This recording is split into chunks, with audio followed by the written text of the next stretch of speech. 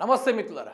చాలా మంది నోటి ద్వారా మనం విన్నాం, కేసీఆర్ ఫామ్ హౌస్లోనే ఎందుకుంటుండు, బయటికి రాడా, ప్రజల సమస్యలు పట్టించుకోడా, ఫామ్ హౌస్లో ఉండాల్సిన అవసరం ఏమొచ్చింది, అసెంబ్లీలోకి వచ్చి మాట్లాడాలి కదా అనుకుని చాలామంది నాలెడ్జ్ లేని వాళ్ళు, అదేవిధంగా పావలకు కూడా పనికిరాని వాళ్ళందరూ మాట్లాడిన విషయాన్ని మనం చూసిందే.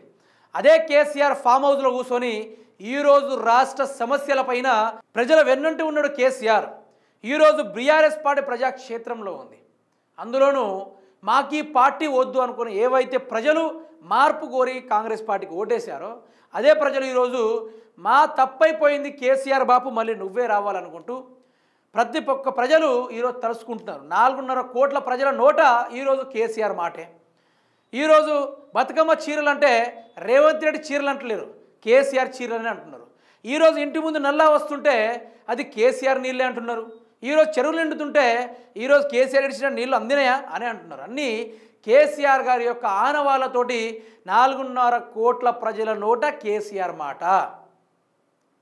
ఈ మనిషి ఫామ్ హౌస్లోనే ఉన్నాడు, ఏం చేస్తాడు?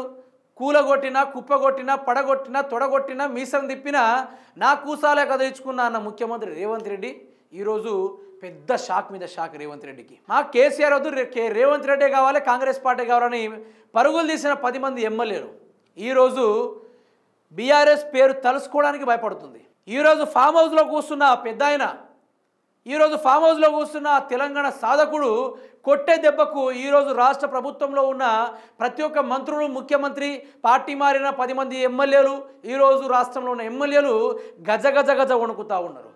ఏ ఏరియాలో, ఏ ఊర్లో, ఏ గల్లీలో, ఏ వాడవాడలో మీరు సర్వేలు పెట్టినా, ఇప్పటికిప్పుడు ఎలక్షన్లు పెట్టినా బీఆర్ఎస్ పార్టీ వైపు మొగ్గు చూపుతుంది తప్ప ఈరోజు కాంగ్రెస్ పార్టీ వైపు మొగ్గు చూపించడం లేదు.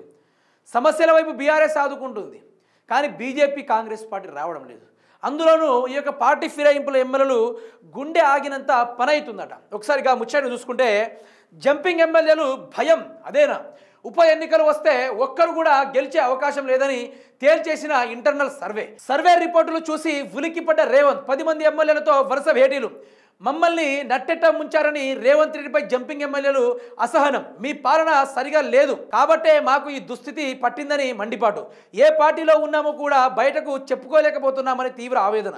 కనీసం నియోజకవర్గాలకు ప్రత్యేక నిధులు కేటాయించాలని రేవంత్పై ఒత్తిడి.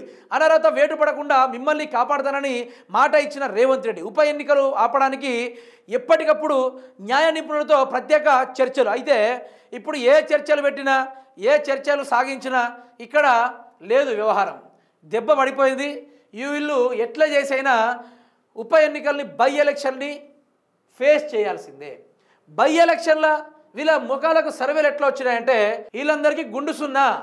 వీళ్ళు మోసం చేసింది ఒక బీఆర్ఎస్ పార్టీని కాదు, ఆ నియోజకవర్గంలో ఉన్న 3 లక్షలు 4 లక్షలు ఉన్న ప్రజల్ని ఈరోజు మోసం చేసి కాంగ్రెస్ పార్టీలో చేరారు వీళ్ళు. కాబట్టి వీళ్ళకు తగిన గుణపాఠంగా బీఆర్ఎస్ పార్టీ చేపట్టిన ఆ యొక్క ఉద్యమం ఏమిదా ఉద్యమం?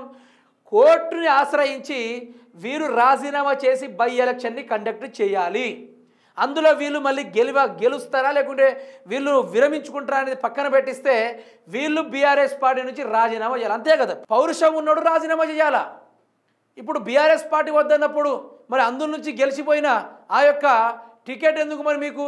రాజీనామా చేయాలి కదా. సభ్యత్వం మీద రాజీనామా చేసి బీఆర్ఎస్ పార్టీకి మాకేం సంబంధం లేదు, మేము బీఆర్ఎస్ పార్టీ నుంచి గెలిచి తప్పు చేశాము, ఈరోజు మేము విరమించుకుంటున్నాము, మేము స్వయంగా నిలబడుతున్నాం, ఉప ఎన్నికలు పెట్టండి అని ధైర్యంగా ఎదుర్కొనేటోళ్ళని చూసాం. కానీ బిక్కుబిక్కుమంటూ ఈరోజు భయపడుకుంటూ మాట్లాడుతూ ఉంటే విచిత్రంగా అనిపిస్తూ ఉంది. బీఆర్ఎస్ పార్టీ చుక్కలు చూపెడుతుంది ప్రభుత్వానికి. కేసీఆర్ కొట్టిన దెబ్బ ఈరోజు కాంగ్రెస్ పార్టీ లబోదిబం మొత్తుకుంటుంది. ఏం చేయాలో అర్థం కాలేని పరిస్థితి. అన్ని వ్యవస్థలు తిరుగుబాటు, రాష్ట్ర ప్రజలంతా తిరుగుబాటు, ఈరోజు సొంత మంత్రులే తిరుగుబాటు. జూబ్లీహిల్స్ ఉప ఎన్నికల్లో అదేవిధంగా ప్రజల్లో తీవ్ర వ్యతిరేకతను చూస్తే రేవంత్ ప్రభుత్వానికి, ఆ సర్కార్కి నిద్రపోలేని పరిస్థితుల ఉన్నది. వీళ్ళు రాబోయే రోజుల్లో ఏం కాబోతున్నారో కూడా చూసుకునే ప్రయత్నం చేద్దాం.